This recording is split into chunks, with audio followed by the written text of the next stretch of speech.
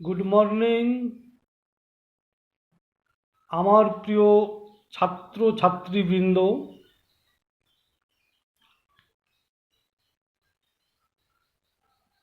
আশা করি সবাই ভালোই আছো,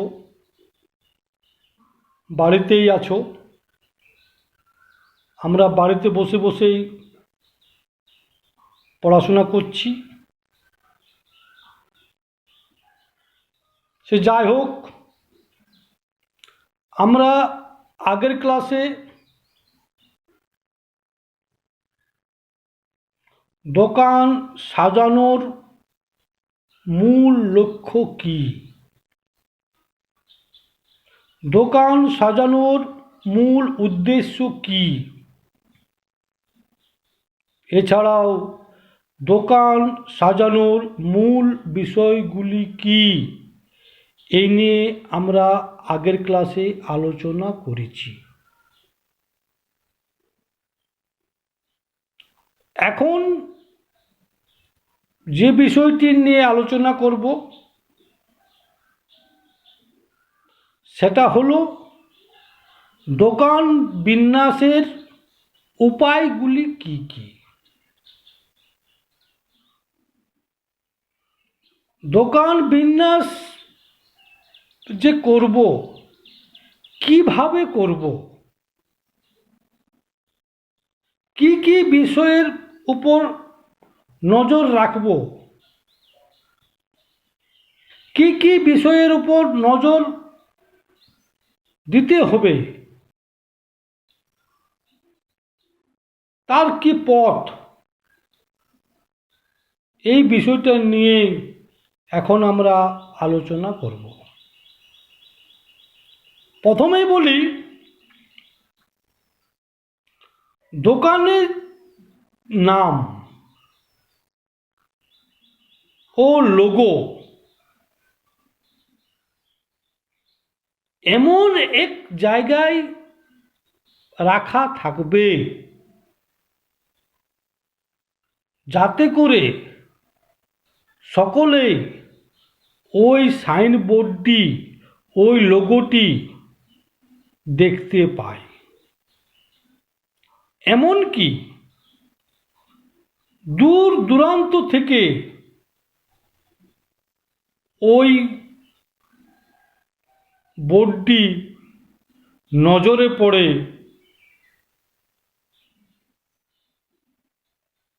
সেটি মাথায় রাখতে হবে। 2 নম্বর উপায় কি,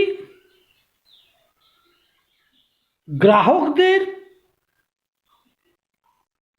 মনোরম সুন্দর পরিবেশ দিতে হবে। কারণ সুন্দর পরিবেশের উপর দোকানের উন্নতির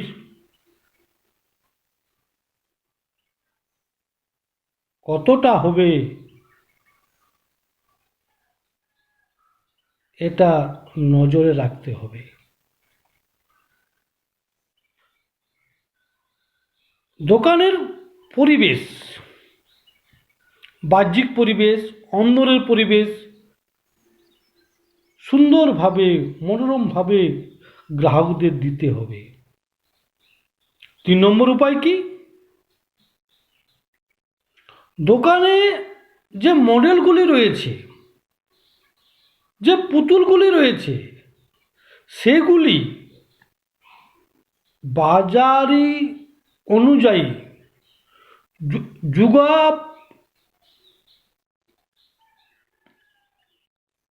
উপযোগী, যুগের সাথে তাল মিলিয়ে মডেলগুলি তৈরি করতে হবে। 4 নম্বর উপায় কি, ট্রায়াল রুমে যে আয়নাটি থাকে বা ট্রায়াল রুমটি পরিষ্কার পরিচ্ছন্ন থাকে সেদিকে নজর দিতে হবে। 5 নম্বর উপায় কি? গ্রাহকদের মুড ভালো রাখার জন্য দেওয়ালে সঠিক রং ব্যবহার করতে হবে।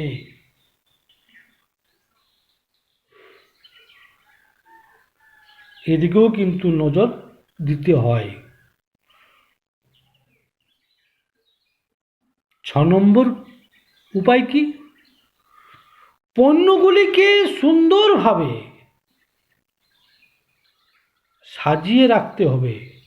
প্রয়োজনে পণ্যের উপর লেবেল লাগানো থাকবে, যাতে করে গ্রাহকদের কোনো অসুবিধা না হয়। গ্রাহকদের কেনাকাটার ক্ষেত্রে কোনো অসুবিধা না হয়, এদিকেও নজর দিতে হবে। 6 নম্বর উপায় কি? খুব জোরে মিউজিক বাজানো যাবে না, যাতে করে গ্রাহকরা বিরক্তি হয়, সেদিকেও নজর রাখতে হবে। 8 নম্বর উপায় কি? দোকানে কোনো বাজে গন্ধ যেমন না বের হয়, সেদিকে লক্ষ্য রাখতে হবে। 9 নম্বর উপায় কি? দোকানে ঢোকা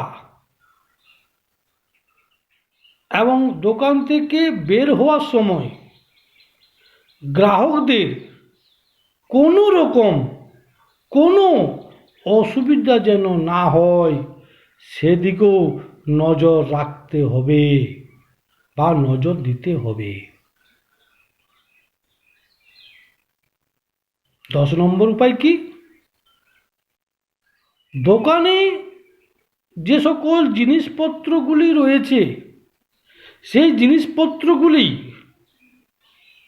সুন্দরভাবে সাজিয়ে রাখতে হবে, যাতে করে গ্রাহকদের কোনো অসুবিধা না হয়। গ্রাহকদের চলাফেরার ক্ষেত্রে প্রতিটি পণ্যের কাছে পৌঁছাতে যাতে কোনো অসুবিধা না হয়, সেদিকেও নজর দিতে হবে। এই উপায়গুলি দোকান বিন্যাসের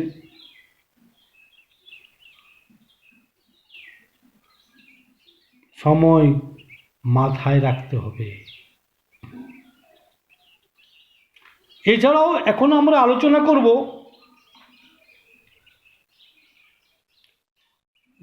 দোকানে চুরি আটকানোর কি কি উপায় রয়েছে। দোকানে পণ্য সামগ্রীগুলি যাতে করে চুরি না হয়,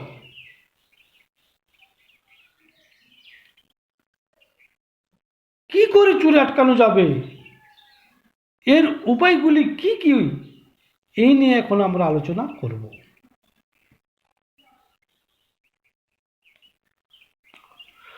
প্রথম উপায়টি কি? দোকানে ঢোকার মুখে গ্রাহকদের হাতের ক্যারি ব্যাগটি জমা রাখতে হবে। আমরা দেখেছি যখন কোনো বিগ বাজারে আমরা প্রবেশ করি, ডিপার্টমেন্টাল স্টোরে প্রবেশ করি, তখন দেখি বাইরে এক জায়গায় ক্যারি ব্যাগগুলি রাখার ব্যবস্থা রয়েছে। তা দোকানে প্রবেশ করার সময় ক্যারি ব্যাগগুলিকে জমা রাখতে হবে, এটা হলো প্রথম উপায়। দ্বিতীয় উপায় কি? দোকানে ঢোকা ও বেরোনোর মুখে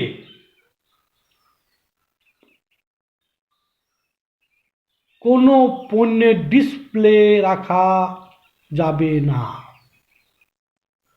তার মানে দোকানে ঢোকার মুখে এবং বেরোনোর মুখে এর সামনাসামনি কোনো ডিসপ্লে রাখা যাবে না। 3 নম্বর উপায় কি? ঘড়ি, গয়না, দামি জিনিসপত্রগুলি আলমারিতে তালা দিয়ে রাখতে হবে। যে সকল পণ্যগুলি দামি, সেই দামি পণ্যগুলিকে আলমারির ভেতরে তালা মেরে রাখতে হবে, তালা দিয়ে রাখতে হবে। 4 নম্বর উপায় কি? দোকানের ম্যানেজারের ও বিক্রি কর্মীদের বলে দেওয়া থাকবে,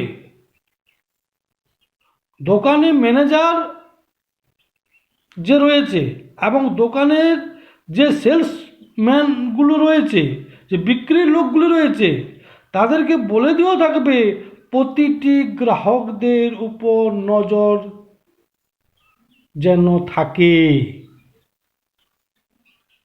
পূর্ণ মনোযোগে তাদেরকে নজর দিয়ে রাখতে হবে। 5 নম্বর উপায় কি? ক্যামেরা ও ক্লোজ সার্কিট টিভি লাগানো থাকবে। আমরা দেখেছি সিসি ক্যামেরা আছে, ক্লোজ সার্কিট টিভি লাগানো থাকবে। সর্বশেষ উপায় কি? পোশাকের ক্ষেত্রে গ্রাহক যেন কখনোই ট্রায়াল রুমে 3 জনের বেশি না যায়। এই পথগুলো যদি অনুসরণ করে চলা যায় তাহলে দোকানে চুরি আটকানো সম্ভব হবে। তো আজকে আমরা কি পড়লাম? আজকে পড়লাম দোকান বিন্যাসের উপায়গুলি কি কি, দোকানের বিন্যাস কিভাবে করব, কি কি পথ অবলম্বন করব, কি কি পথ অনুসরণ করব, এটা আমরা আলোচনা করলাম। সাথে সাথে দোকানে চুরি কিভাবে আটকানো যায়, কি কি উপায়ে নিলে কি কি পথ অনুসরণ করলে দোকানে চুরি হবে না, এই নিয়েও আমরা আলোচনা করলাম। যাক, আজ এইটুকুই। Thank you.